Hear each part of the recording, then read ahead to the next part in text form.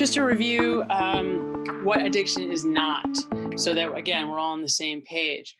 Addiction really has very little to do with the amount of drugs or alcohol you consume. So although, someone might say, well, that person drinks twice as much as I do, that really doesn't necessarily mean that that person has a problem and that you don't. Now, obviously, the odds go up the more you consume, but there are also people who have genetic predisposition who can drink, a very small amount and be extremely addicted very quickly. And conversely, there are those that are not genetically predisposed that can go through a pretty heavy binge stage and then take it or leave it thereafter. So, amount does not equal addiction. Another really important thing to really understand, addiction is not about whether or not I can stop for a month. Oftentimes I will hear people saying, oh, well, I stopped for the month of January. So, obviously I don't have a problem. Yes, that's a nice idea, but addiction is not about whether you can stop at some time. It's about whether you can stay stopped, period. Obviously, legal drugs, pills, marijuana in some places, alcohol does not equal safe. I think that's probably obvious, but it's worth mentioning. There's also scuttlebutt that marijuana is not addictive or not dangerous, something to that effect. And although it does, of course, have medicinal usages, that really has very little to do with whether or not it can be addictive. It absolutely 100% can be extremely addictive. And especially nowadays where we have these much higher concentrations of THC, and people are getting it in other forms. They're not just smoking marijuana, they're smoking wax, which is a literal concentrated version of THC, and other various, using vapes, etc. So in those forms and in the marijuana itself that people are smoking today versus 30 years ago, there's just more THC in these, and more THC means more addiction potential.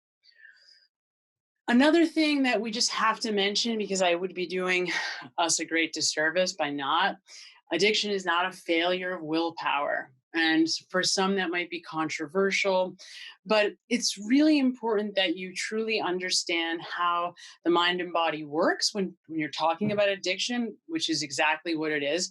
One of the reasons, or one of the things so at Mind Movement, our team does an enormous amount of training throughout the year, weekly, and these intensives. And I use addiction a lot to explain the relationship between the mind and the body, because it's such an easy way to talk about this relationship. So it is really important that you understand the relationship in order to understand addiction on some level. Obviously, you don't have to, become a world scientist, a world-renowned scientist. There are also assumptions that clinicians make that suggest that nobody wants to be addicted to drugs and alcohol, that, if somebody could be doing better, they would be. So it's not about willpower. And for those that are not familiar with addiction, just think about yourself and something like going on a diet and how far willpower will get you in that kind of situation. And if you can't stop yourself from eating an Oreo, now imagine that you're trying to stop yourself from, from consuming one of the world's most addictive and powerful mood-altering substances on the planet. So, okay, the rest of these I think can wait, but those are really the important ones. So I'm going to jump ahead, kind of skipping through a lot of what we've already talked about. 2 weeks ago, we talked a lot about addiction as an attachment disorder. And what that really means is, long story short, I very early on in childhood, maybe even like the first month, depending on who you talk to, what professional psychologist you speak to about this, You develop patterns of insecurity as a child, which means there's a lot of unpredictability. And ultimately, that amounts to having more cortisol, more stress hormone in the body at any given moment. And that then means that you kind of grow up with this kind of heightened anxiety, and that then affects your relationships because mostly it is other human beings that are the main source of the trigger of that anxiety. So interpersonal relationships, which is where we're supposed to get our sense of connection and are wired to do so, are really sources of anxiety. And so in walks in drugs and alcohol, and they provide this amazing relief, the physiological relief from that anxiety. And really, what makes us so susceptible to addiction is has a lot to do with that part of us that seeks to connect with another human being, that secondary survival of the species drive to procreate, to connect with another person. So when we fall in love, or when a mother first gives birth and in that first year of a baby's life, we are flooded with this chemical compound, this combination of oxytocin and dopamine. And it's designed to essentially get you obsessed over your baby so that you will take care of it and the species will continue to thrive and survive. Or you are obsessed with this person that you're so in love with because that's what gets you to, of course, have a sexual, relationship of some kind and ultimately create more human beings. So that very system is what makes us susceptible to addiction and gets hijacked by drugs and alcohol, and largely because they are so freaking effective. They do their job so well that they're very hard to resist. And if you are, what we're going to talk about today, if you have some of these underlying issues or challenges, usually that start very early on, what happens is you find relief that maybe somebody else doesn't in the use of these really intense and very powerful chemicals. So the self-medication hypothesis is something along those lines. Uh, it turned out to have some truth to it, and some part of the theory inherently was challenged, but ultimately it's quite simple. And I think we could all see very easily how this happens, right? I don't feel good. This thing makes me feel better, so I want to do it again, plain and simple. And in fact, that is true. There are also lots of other variables, right? But to put it quite simply, that's a great way to begin to understand how addiction happens. Drugs are the solution in this equation. They're not the problem. And we get that wrong a lot. So for those of you that might think you have a problem, this is important to pay attention to. When you're in the throes of substance abuse, you can get it in your head that the substance is the problem. Well, if I could just quit drinking, and you may not want to admit that out loud to another person, but maybe, in those quiet moments when you do actually have that moment of clarity and you think, maybe I really should stop, maybe there is a problem. It's important that you understand that in order to solve the problem, putting down the drugs and alcohol is a critical part of the equation. However, that is not what the problem is. The problem is why it is that you're reaching perpetually for alcohol and drugs. And it really requires, so healing from drug addiction requires an overhaul at the level of the wiring of the brain and body. And so recovery is a lot of learning. And we're not going to get so into that today. We're going to start that dialogue, but that's really what it is. It's really relearning. So drugs are not the problem, they are the solution. And of course, conditioning, as I said, I feel bad, I take this, I feel better, over time, I just want to feel better. And so I know if I take this, I will feel better. It is also a learned behavior. And as we talked about a little bit last week, it goes right into the areas of our brain responsible for learning. And again, these are the most powerful neurochemical enhancements on planet Earth. So we have to have tremendous respect for drugs and alcohol because they are so, so, so incredibly powerful. They also, in terms of learning and how learning theory works, they have kind of the double whammy because they bring you pleasure and they you are motivated at the level of addiction to avoid pain. So if you're going through active withdrawal, it's very, very painful. And that by itself will propel someone to do it again. In addition, there's that mental part where there's a part of you saying, oh man, you'll feel so good if you take this thing. So it's both seeking pleasure and avoiding pain, which creates a double whammy in terms of motivation. And I think it's also important to mention, love can be and mimics exactly the same dynamic as cocaine addiction.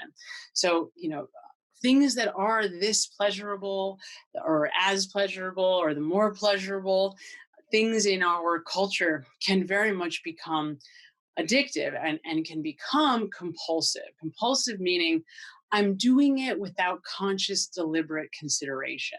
I find myself reaching for something before I've given it any thought at all. Which brings us perfectly to this idea of addiction as a control disorder. So, addicts, and I know I don't love the language, but to make life easy, I'll put it this way: addicts love control, it's their favorite thing. And somebody said this the other day, last week on our addiction roundtable, that we all want to be anarchists, but really we're just like the ultimate control freaks. And it's really, really true. We figure out that I can't control what other people say and what other people do, but I can control how I feel if I manipulate the neurochemistry in my brain with this many shots of tequila and this half of this pill and another half of that pill. And, we become these masterful chemists at controlling our mood. And that is really what happens. That then becomes internalized. So the body, what addiction actually is the body saying, well, I guess you really want to keep putting this poison in your body. So I'm going to make the adjustment. I'm going to change the way I am creating neurochemicals in the body and brain so that you can keep making room for these toxins. And that is, in fact, what addiction is.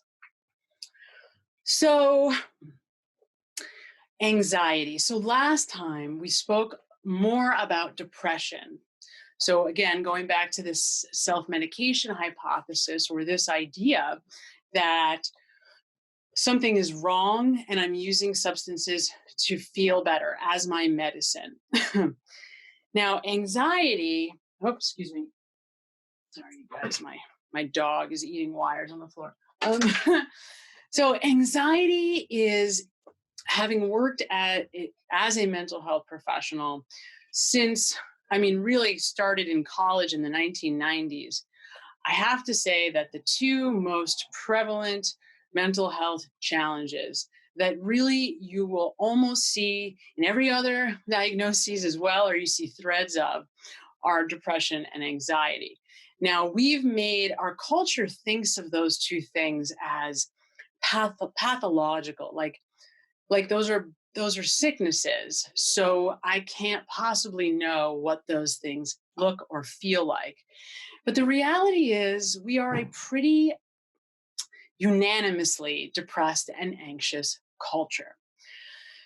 I mentioned last time our negativity bias, which just means that we are very prone to see the negative in the equation. If you think about why the news is constantly feeding us bad news instead of good news, it's because we like that stuff. We like the negative. Commiserating is an easy way to connect with other people. So this is important. It's important. our culture has adopted a negative outlook as though that's what's normal. So depression is really like just that magnified a little. In some case, not magnified much. It's pretty freaking close. So anxiety too is really rampant in our culture. So generally speaking, we are an extraordinarily anxious culture, extraordinarily anxious. So 80% of Americans report being stressed at work. That seems like an obvious one. But this is the one that's more concerning for me. 70% of the time, the average person is believed to be activating and living in the condition of stress. So you look at what's happening right now, and I'm sure that you might be noticing you have a little bit more of a shorter fuse. You might be noticing that you're feeling, some intolerance of other people. You find yourself frustrated, tired, yawning in the middle of the day, even though you don't normally do that. Headaches, maybe muscle aches, all kinds of unusual little kind of discomforts that might be coming now. So much of that is connected directly to anxiety, because anxiety essentially is obsession with the uncertainty. It's sort of a constant low level or high level worrying about the future and desire to want to control as many variables in the future as possible. So it's sort of like this, this constant need to know what's coming so that you can find relief by thinking you know how something is going to go, by being prepared. So that's a huge part of how anxiety manifests. And we all know so many people that fall into that category without any diagnoses, without them having any idea that that is, in fact, what anxiety looks like. So, we have to sometimes be careful with language because no one wants to feel like they're, quote, sick. And to me, it's really the other way. It's not that everyone's sick, it's that anxiety is pretty normal and not really a sickness as much as just a condition that is becoming habituated as a culture. So it is the most common mental illness in the United States. I bet you're surprised after everything I just said to hear that. Uh, the numbers that we know of that are certain, 40 million adults. But again, it's much higher. If we move those markers just a little bit, these are people who are on paper anxious or given diagnoses of anxiety, not those that may also meet criteria. So the point is, this is a really serious condition. It is rampant, and it is also one of the number one reasons why somebody would turn to particularly alcohol. So alcohol, benzodiazepines, drugs like Ativan, you may have heard of them, Xanax, Klonopin, drugs that essentially slow down the nervous system so that you can calm the body down. So notice, pay close attention, we'll come back to this later, that you are going to the doctor who's giving you a drug that's going to calm down the body, which then calms down the mind, which changes our thinking. It changes how we think, it changes what we think, it changes how we feel. So it completely changes our experience. And if you've ever, had a big night out of drinking or taken these kinds of, drugs, you may have noticed that you behaved a little differently than you may normally. So, right, that's what these drugs do. They calm the nervous system down, they slow you down. Now, because they do that so freaking well, so effectively, they put people at great risk to develop potential problems with these substances, because we know that there's this pill that we can take. It gives us that, like, in 10 minutes I'm going to really feel relief. And that's very reassuring, just the thought of that. The challenge with these kinds of drugs, though, is that when a drug leaves your body, the body, as a byproduct of this drug leaving the body, produces the opposite effect of the drug. So if I'm taking a benzo or drinking alcohol to slow down, to chill out, to take the edge off, the next morning, or even 2 mornings later, you might notice, if you pay careful attention, that you wake up and sort of feel more anxious, like that tightness in your chest, and kind of, can't breathe so easily. And your mind starts to get like kind of flooded with, oh my God, it's Monday. And oh God, like just fear, like a feeling of low level fear. That's the byproduct of these medications or alcohol leaving the system. So it's called rebound anxiety, and it's a really important phenomenon. Some of the clients that I work with who do not have any kind of substance abuse problem at all, they know that if they drink, they go out on a Saturday night, Monday morning is going to be so painful that Saturday night isn't worth it. So they allow themselves to drink a little during the day on Saturdays, maybe during like college football games or whatever, but then they cap it because they don't want to have that rebound anxiety on Monday. So it's really uncomfortable. Now, as I mentioned, culture is such a huge part of this equation. We are a very wound up culture. We don't realize, people tend to think of the United States as sort of money driven, right? Like New York City in particular, the city that never sleeps. How's that for an anxiety nickname? So, you start thinking about the messages in our culture, and it's all like achieve, achieve, achieve, go, go, go, do, do, do. Don't worry about how you feel in the equation. Just keep grinding it out, and you'll get to the finish line, and you'll be number one, or you'll have the fancy house and nice car and whatever, 2.5 kids, etc. So the problem, though, the problem with that cultural view is that it creates a lot of anxiety. It is fostering and facilitating an anxious kind of just a general anxiety, just waking up and starting your day. So we don't realize that what we consider to be totally normal, especially in a culture like New York City, and you may not be aware of that. Those that live in New York or don't live in New York may not really get that, how incredibly fast we're all moving.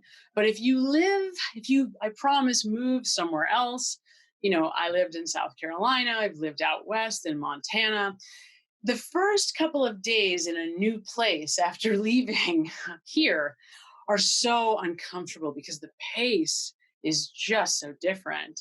And you're used to getting everything right now and everything moving so quickly. And when it doesn't happen like that, it feels like someone is trying to torture you. So, but it's not just New York City. It is a sort of a Western ideology to succeed, to achieve, to win. And ultimately, although none of that is bad, it's really fostering a message that doesn't tell the whole story. So there is an important other side of the conversation that would make all of our lives much easier and would help us to be so much healthier people, so much healthier human beings if we really understood. So this is kind of gives you a little timeline of human history. So for 250,000 years, we were believed to have been living as hunter and gatherers. And for about 10,000, we were agricultural. We lived as farmers. And then you start to see us moving down the trajectory towards where we are now. Now, you could certainly argue, we could all, debate when exactly to consider the modern age as beginning. But I like to think, you know, I put on here 2004, a new foe. That's the first iPhone was released then. So, and I put that on there because of how much these cell phones have completely um, escalated and facilitated and fostered and played into our already very that trend of an anxious culture, or just having a baseline of a lot of anxiety. But I wanted to point out that in 1879, that is approximately when the light bulb became available in everyone's household. Now, that was an incredibly important invention for us as a culture, because it was the first time that you could put the lights on all night. So, up until then, when you woke up when the sun came up and you went to sleep according to when the sun went down, according to the natural rhythms of your biology.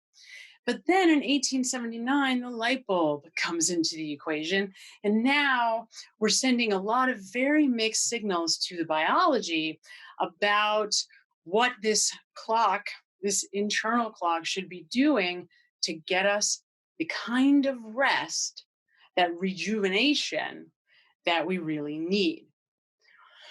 Now, one thing that I never knew, but that is so important, I mean, we all know this, right? But I never really knew it. And I mean, knew it in my body until really the last 5 years. Healing, the body only heals, cellular repair only happens in a state of rest. Now, rest does not happen in the state of anxiety. So if you think of anxiety is over here, it's in the sympathetic activation, so the autonomic nervous system, in the accelerating part of that equation, and the the rest happens in the parasympathetic, so on the de-escalating, in the downshifting side of the equation. And that's why, like, every doctor that you've ever heard of existed in the world, when you have a cold or when you're not feeling well, or when you have a headache, they tell you to get rest. That is why, because you cannot get better. You will not heal. You cannot heal unless you get rest. Now, we are conditioned towards anxiety. Now, anxiety truly is just your body's natural survival instinct. So it's a beautiful thing, right? It's like keeping you alive. And it is like the thing that will save your life or will go to work to at all times. And it can be a beautiful thing. It is responsible for one of the most incredible, or the most fulfilling states of consciousness that a human being can achieve. This thing that, is widely studied, called flow state, where you get this magical cocktail that apparently can only be achieved in flow state. And that is under the condition of a lot of excitement that comes, yes, from the same place as fear. So it's the same exact thing. The difference is the story that we're telling about what's happening in the body at that moment. So in one case, we're saying there's something to be scared of, there's a threat. In the other case, we're feeling the same way, but we're saying we're safe, we're getting that jolt. Well, we're not saying we're safe. We're saying we're choosing this activity, and it is scaring me, but it's where I want to be. So it's a choice. Now, why is all this important? Well, because when we are feeling anxieties, can be extremely uncomfortable, extremely uncomfortable. However, especially right now, I mean, right now we have just taken a massive hit of anxiety as a culture. We went from, let's say that we had a 70% baseline. Well, now we're up here at like 85, okay, or even maybe higher than that. Everyone is operating from a heightened state of anxiety. Now, that can cause all kinds of physical damage in the body, all kinds of compulsive behaviors because we are afraid. So, anxiety is the culprit behind compulsive behaviors. That is what the engine is. Now, habituation. So, habituation is really the system that addiction has to use. It's the mechanism of addiction. And whether you know it or not, we as human beings, the human race absolutely cherishes and loves automation. I mean, we actually love it. So, what does that look like? What does that mean? That means that in order for us to grow and develop and build these crazy life experiences, in order for our lives to be built from day one to wherever you are in the deal now, we use automation as a way to build a foundation and then build up. So, what does that mean? Well, think of it this way.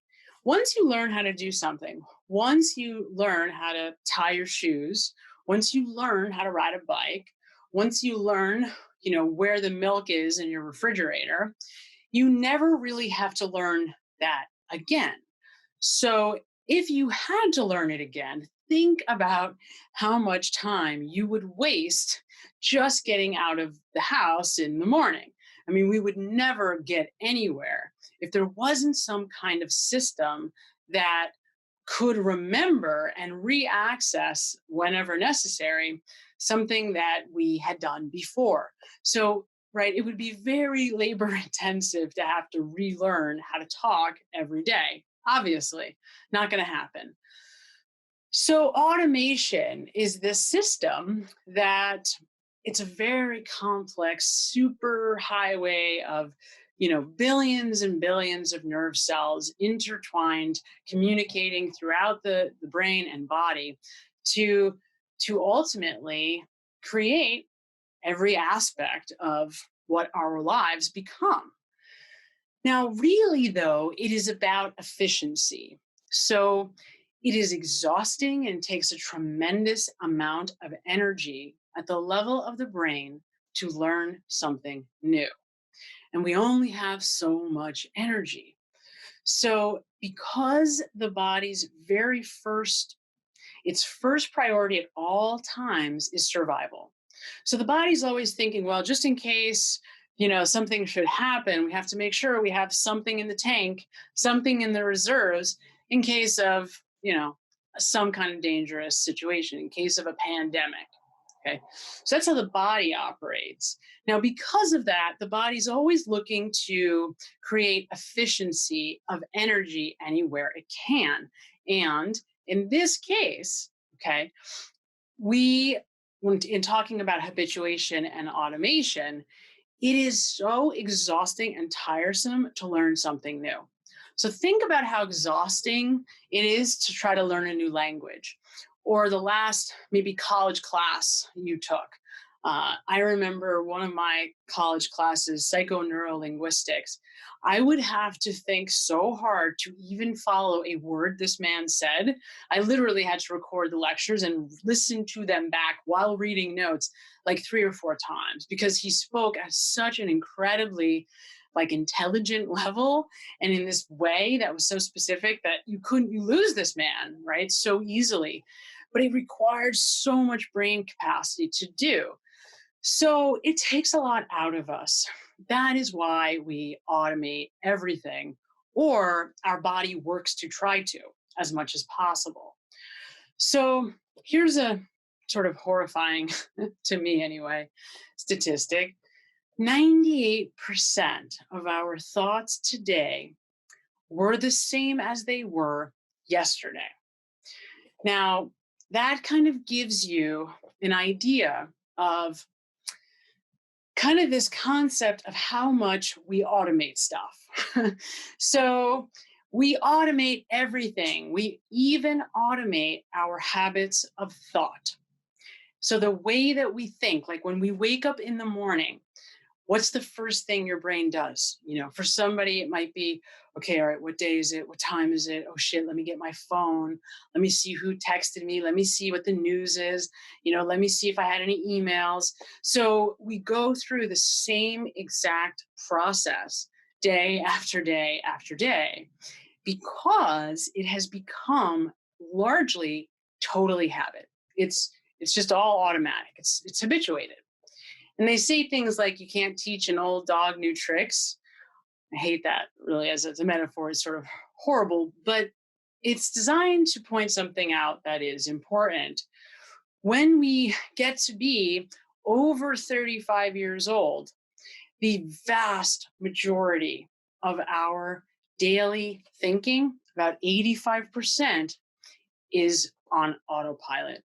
So we're not consciously selecting as we go through each day how we want it to go, how we want to feel, what we want to think about. We are just on autopilot. Now, you have probably heard this phrase before, the word neuroplasticity, and that just refers to how quickly the brain is regenerating learning ability. So when we're little, we have such a plastic brain that it's so pliable, it's so malleable that it can rebound really, really quickly. That's, we obviously know body heals much more quickly when we're young. And as we get older, we still have some ability to learn new stuff. It's just harder because we're not generating those new cells the way that we used to. So we automate for efficiency, for growth, for continuity, to have a consistent experience day after day, and for adaptation. So once I learn something, I become a different person. My body has made an adjustment so that I can easily blend into what's coming next. Now, as human beings, these adaptations may not be as clear as they would be if we were a lizard in the desert, who over time, their colors change completely. Well, maybe true, maybe not true that we could use the same analogy, but I think it's just easier for us to see that, an adaptation occurs when you apply pressure to a situation. And the only choice that it has is to change in order to tolerate that continued pressure. So, for example, like in baseball, right? The whole game of baseball essentially comes down to these adjustments and adaptation. You have a certain way that you throw the ball.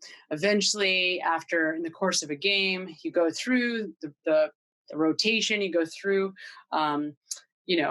maybe 3 cycles where you see the same batters.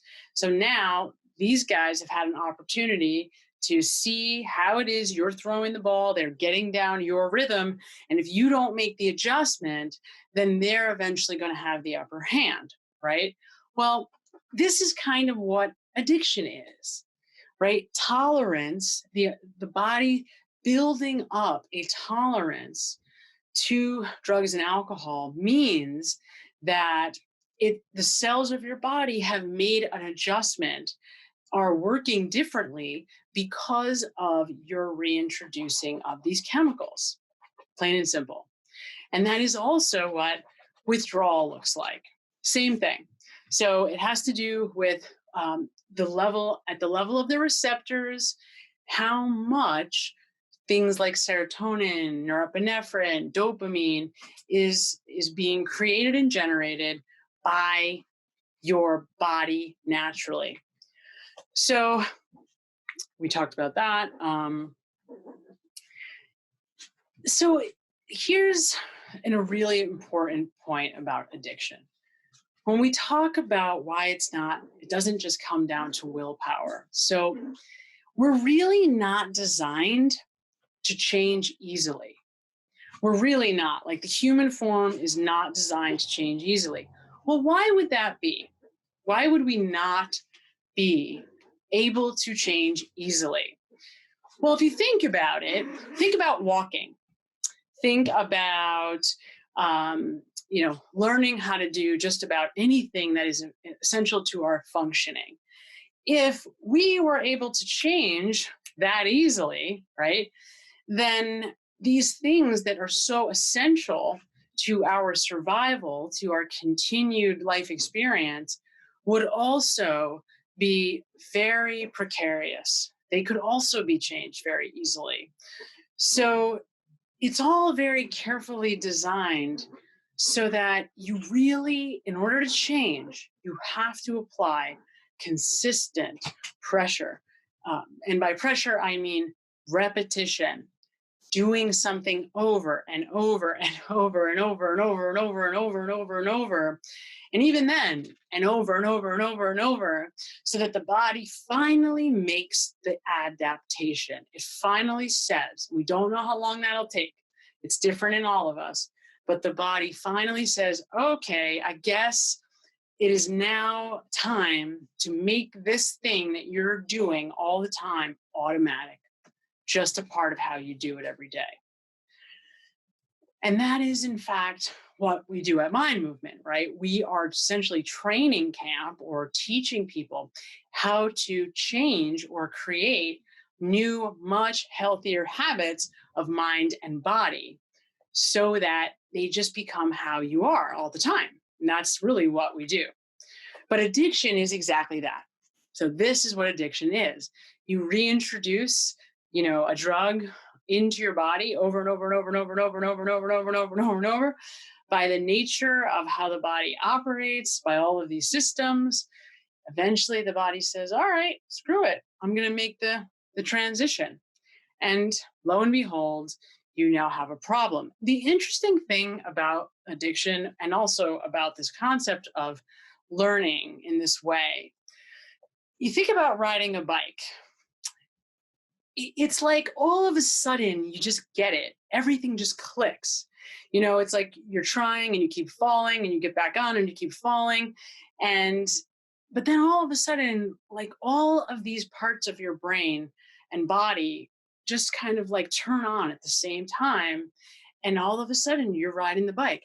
And from then on, it's not like you have to get back on and fall 100 times again. Now you know how to do it. The same thing is true with snowboarding.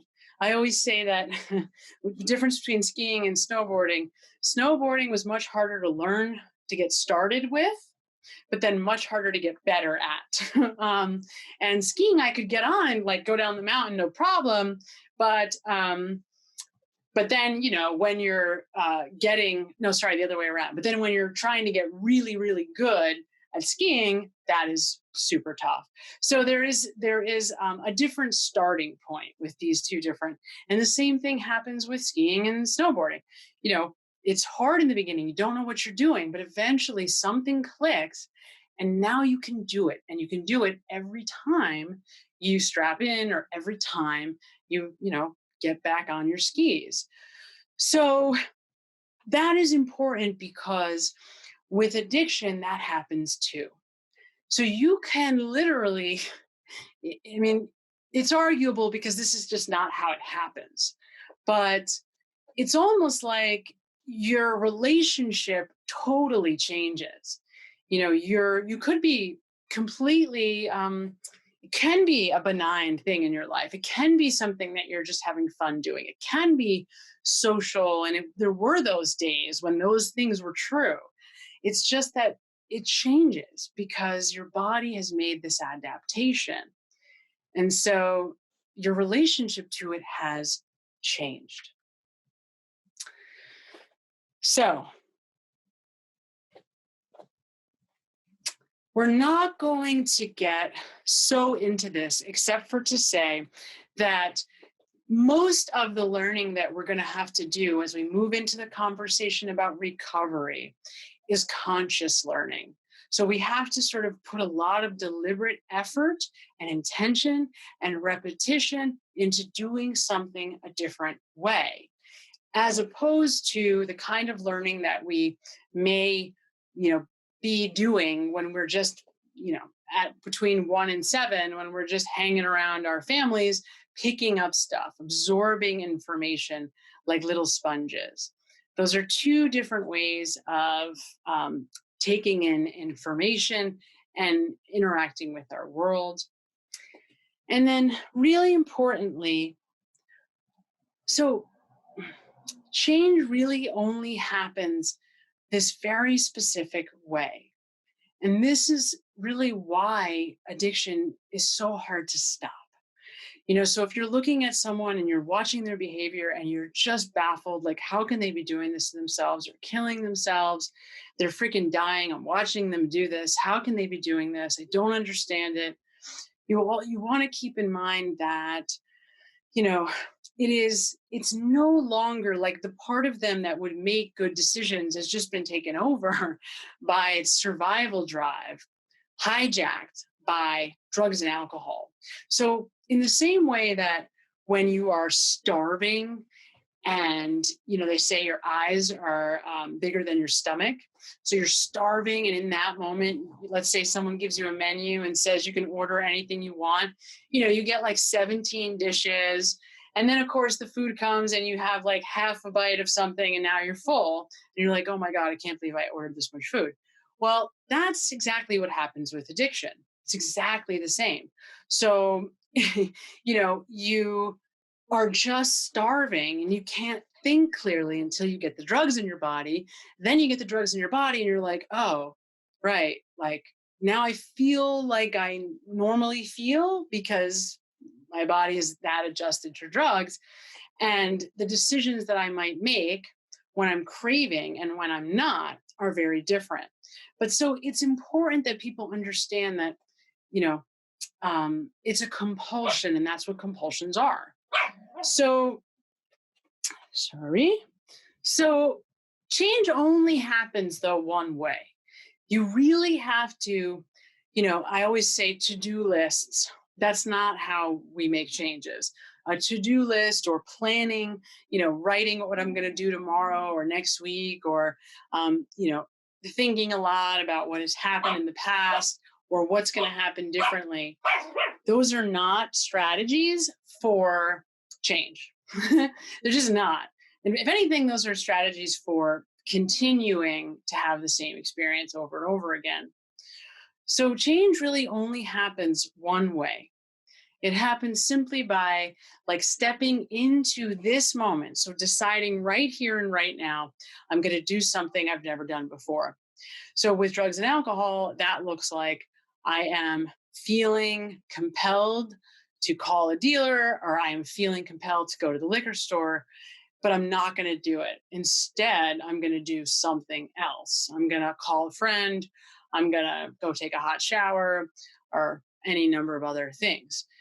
The problem is that because we've never done it before, it's much more, it requires a lot more brain power. It's exhausting because I don't know what to do. I've never done that. I've always done this thing. I've always gone left. It is sort of like getting lost. Like if you were trying to get to a friend's house and you always went one way, and then this time that road is closed and now you have to go this other way.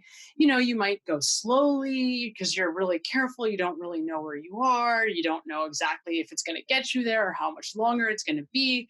It's the same kind of thing. So because we've never done it before, it takes a lot more out of us. And it's a lot harder because every step of the way, we have to make another choice that we've never made before. So let's see what time it is. I think that's probably where we're going to stop. I'm hoping that, you get the picture, right? Like anxiety, these are really uncomfortable experiences.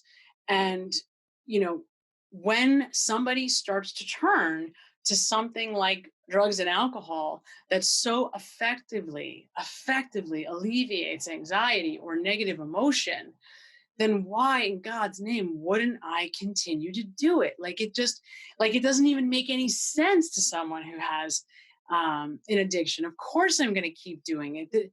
Like, how could you ask me not to? That's insane. So, understanding that is really the most critical piece here. There are other really important and helpful ways of understanding anxiety, but for this conversation, uh, really not so critical.